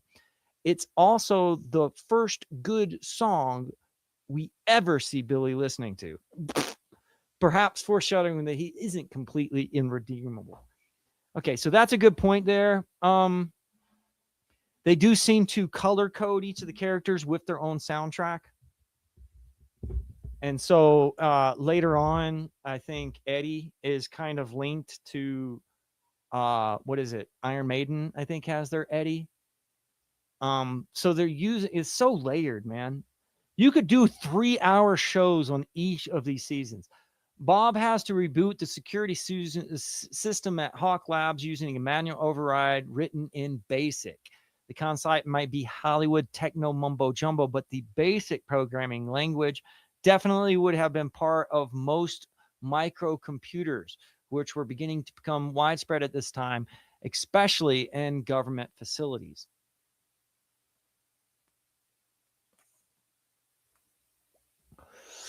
As with the Demogorgon in season 1, the homogeneous shadow beast gets a name from D&D in the episode The Mind Flare. Reminiscent. Morse code returns his will, is trapped in his own body. Well, let's go to the gate then. Should I stay or should I go? Nantham, his brother. Okay, so yeah, because he's the Clash. He's the Clash. Nancy's Blondie. This is something I just thought about. Yeah, 1987. Nobody has stated this yet, but this is definitely so. The 1987 gate. A 12-year-old Glenn has a nightmare of finding his home abandoned, then going into his treehouse only for it to be struck by lightning and collapse. When he wakes up, he finds that workers in the backyard have cut down the same tree from his nightmare and unearthed a large geode, which is later discovered by Glenn and his older friend Terry. Glenn catches a splinter and leaves a small mark of blood behind. Glenn's parents leave town for 3 days, leaving his 15-year-old sister, Alexandra, also called AI. What? While AI throws a party, Terry and Glenn break open the geode after discovering it was large, strange written on a notepad and read the incantation aloud. They go downstairs just as the partygoers are playing the levitation game. Everyone is shocked when Glenn levitates. The gate is reference. That's a reference. That's a reference, and I don't think any of these people got it yet. Whether they get it later or not, I don't think they did. But I'm dead certain now that they're calling the gate because of this movie right here. That's amazing. That's awesome. Bro, this was a good one. Okay, the Exorcist comparison were taken to their most extreme, with Bill having a demonic entity like creature expelled from his body while tied to a bed, even before his flesh began to change colors to blackness. There are subtler nods here too, like Joyce coming into Will's bedroom and noticing the window open and feeling a chill, which, like Reagan's mother on the night that her possessed daughter took a life. The alien comparisons were also heightened with the brain of the Mind Flayer hive mind looking an awful lot like the shape of the xenomorph head, which of course was designed by H.R. Geiger. I loving being able to shut the barrier between our world and the upside down, right down to the choice of fiery red to highlight her super heroic act. Again, underscores similarities between the character and the X-Men's Jean Grey, Phoenix anti-heroine. She even flies. She looks exactly like she does. Mrs. Wheeler was definitely primed for Billy's seductive visit by reading one of Johanna Lindsay's romance novels in her Southern series while in the tub. Lindsay cranked out a whole bunch of these books, some with Fabio, a famous male model from the 80s Billy looks like. The snowball dance is, of course, an overdue nod to a setup from the end of season 1, where Mike invited 11 to accompany him to the dance as his date. Alas, she could not go and make it to her getting sucked into the upside down and whatnot. But the 1984 proved to be a very good year for the pair indeed. The blue bracelet Elle is wearing as she dances with Mike's may look familiar. It's the one Hopper was wearing since his daughter Sarah died. I went and looked because it's very vivid. The blue, there's a Kabbalah red. I wonder, and you guys can tell me what you think, if there's a significance for her wearing the blue one. I don't know. Blue mercy, and I bet you there's something that could be said there. It was her hairband that he started wearing when she lost her gold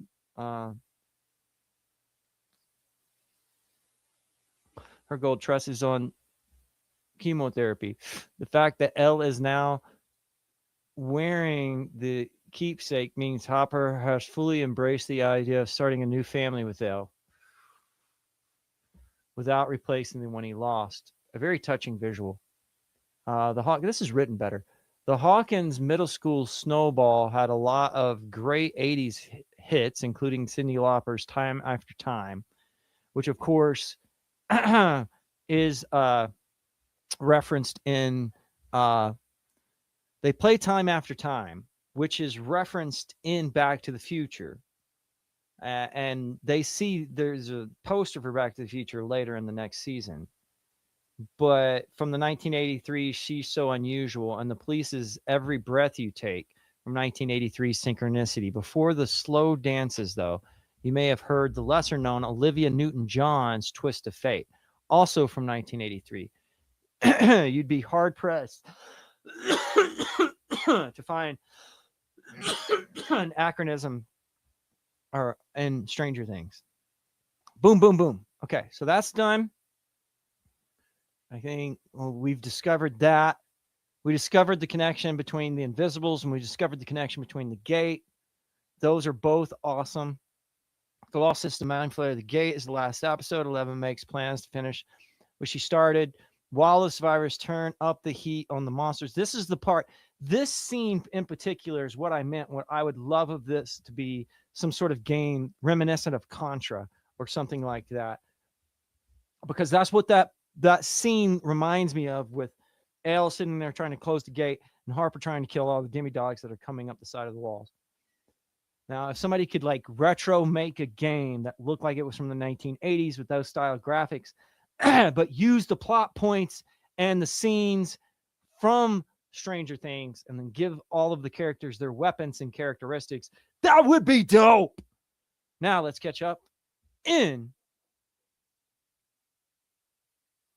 the chat here. Most of it is really disturbing. Oh man, you guys have been going off. I've been talking for too long. Plethora of knowledge. You guys are so nice to each other. All right, guys. Epstein Island. God, I'm way back here. I read some Anthony Peake books, The Damon and the Cheating the Ferryman. Yeah, see, that's what I said. They spelled it Damon, but the Damon and the Demon are not the same thing, although they have been connected to some by the Incubus and Succubus. Those are kind of significant here because we're dealing with Nightmare on Elm Street, right? And those are there's not a culture on the planet that doesn't have the Incubus or some form of sleep paralysis. It's even segues into Epstein's Island stuff with an account from one of the survivors that matches the Succubus accounts. Crazy stuff. Oh. But it is linked to the DMT clowns and gestures that they are entities that walk among us, right beside us, and we can't see them in different dimensions. And then you're not, without saying that these are things, I'm saying that these are definitely experiences. There are a lot of folklore of I guess the guy in the striped sweater could be considered to be a clown. He kind of flamboyant or distinct, checkerboarded sometimes, like dressed like dressed like Freddy Krueger, you know. But it's like it's ding to dream clowns. I can't believe a band was called Incubus. How do you do it? Most unsettling subject I've ever looked into. Yeah. Sleep paralysis goes deep too. Like I've studied certain religious groups. Again, I keep and will continue to mention the Branch Davidians. They were all experiencing what they called spiritual pin downs. And they would actually experience it while they were awake. And one guy who didn't believe in the stuff was very encouraged because, and he was like excited once he was like hit by a succubus, and everybody was like, "Aren't you scared? Aren't you scared?" And he's like, "No, because it proves that there's some spiritual thing going on." Well, like I said, almost all cultures have some form of the incubus or succubus or dream paralysis, and there's definitely some sort of spiritual connotation, like you say, of like some sort of beings that are like directly and directly proportionate to us, like the demigorgons or whatnot. They're pretty good though. Incubus is pretty good. They were agree. I listened to them. Yeah, I mean, let's see. 20 might be the year. You do mythos. You have a plethora of knowledge. Someone has to start sounding crazy, making sense of all of this. Well, it's messed up because it's like you have to understand that there's a certain amount of elitism to what your talents are, and you also have to understand there's just too many people. Not everybody's listening to each other. Orion Psyops. Talking about it sound crazy anymore, not believing it does. Look at this. Talking about it doesn't sound crazy anymore, not believing it does. And then throwing this back to Stranger Things, it's like they're calling it Montauk as a kickoff, peeps. Onion silence. How the game studio Bungie has just been telling the same story for 34 years in their games. A lot of people say the same thing about Quentin Tarantino always being a Mexican standoff. Now I am starting to see that it's all one playbook with many other tales telling the same stories across generations and medians of art and entertainment. But I think that logically, there's a finite amount of stories you can tell. Like syncs give us a little bit, like say the sunglasses or somebody being involved with the Ghostbusters. And then you have to break it down to the odds. So what are the odds that these things would come up over and over in one individual's? And so, I mean, yes, I do agree. A lot of people say it's what is called predictive programming. However, my studies and my research, predictive programming comes strictly from a conspiracy theorist named Alan Watt. It's either Alan Watts or Alan Watt. There's two different kinds. There's the one guy who used to do philosophy and stuff. I think his name is Alan Watts. Then there's the Alan Watt, who is like a deep dive symbologist and conspiracy theorist. And he came up with the idea of predictive programming. Most people see the stuff that predicts stuff inside of the media, like the whole things that we were talking about last time with The Simpsons, and they automatically think that the whole entertainment system is being controlled. However, it is possible that this is just how our brains work. And so there's two things going on. There's the magic of actual existence, and then there's people trying to imitate what is the natural occurrence in some way of creating some sort of magic. And I think that, I mean, with the connections that we were just talking about, Graham Morrison, we need to consider that Graham Morrison's book, The Incredibles, had a physical effect on his actual body. The character, King Mob in particular, who we were just talking about, who was meant to look and be a kind of stand-in character for Morrison himself, was put through a lot within the comic book. I mean, he got a broken lung. He was fucked up pretty bad. Morrison changed the way he was writing the story once the same events happened to him. So it was like the actual act of him putting the actor through or putting that character through that, and having that character as sort of like some voodoo doll for he himself. What he had happen to the character happened to him, so he's nicer to the character after that. But he was doing it intentionally and kind of fucked up and went a little bit too far to where it had a physical effect on himself. What I'm warning the people like the Duffers is, I don't know, we can tell to see what happens here, but they're obviously doing the same things. They're creating like sigils of sigils, and they're making actors play the roles that they're actually referencing. It's just nuts. It's just nuts. And they obviously know what happened to Morrison. I mean, they wouldn't have referenced Morrison in the Lost Sister episode. Okay, this is really layers of one onion, layers of another onion.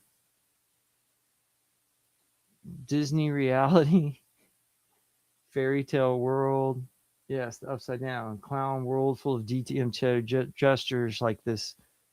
The upside down as like a DMT world. Eddie is Iron Maiden. So there's Iron Maiden references for Eddie, and there's Metallica 4 Horsemen references for the brother. Color coding always been a thing. So our peers are writing the she's. Blue and yellow are everything during COVID. Then we had the Ukraine stuff, which is blue and yellow. The coding for the Ukrainian war. They find the brightest minds and get them to write this stuff. I don't know. Is it AI? In the book 1984 by Orson Welles, they make a point out of saying all of the pop art was being written by an AI. And they would have songs that were like Rihanna or whatever. Now it's on blast. Or just copy pasting old stuff. I don't know. I think it's more of a like it has to happen. Tell me they aren't getting in from a ritual. This is most books, holy books, whether they be most of the Abrahamic religions for sure, have a thing called like the Book of Deeds, like we're characters in a book. Think the never-ending story. All the stories about his dreams. Or what if we are characters in the story? Multiple $1 million dream machines. Stream is bugged out for me. Yeah, it's bugging out. I don't know how much of this is getting there for you guys.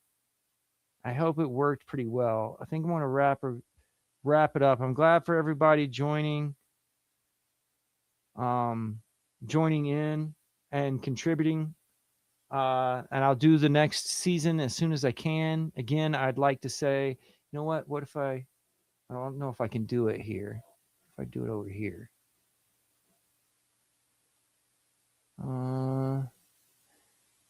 Instagram.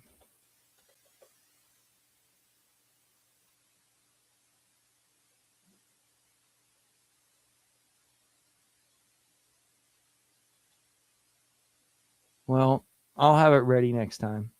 But I appreciate everybody sticking around. I appreciate everybody contributing into the chat. Like, I'm pretty hyped up about the whole Grant Morrison thing. I'm glad to see somebody else caught that one.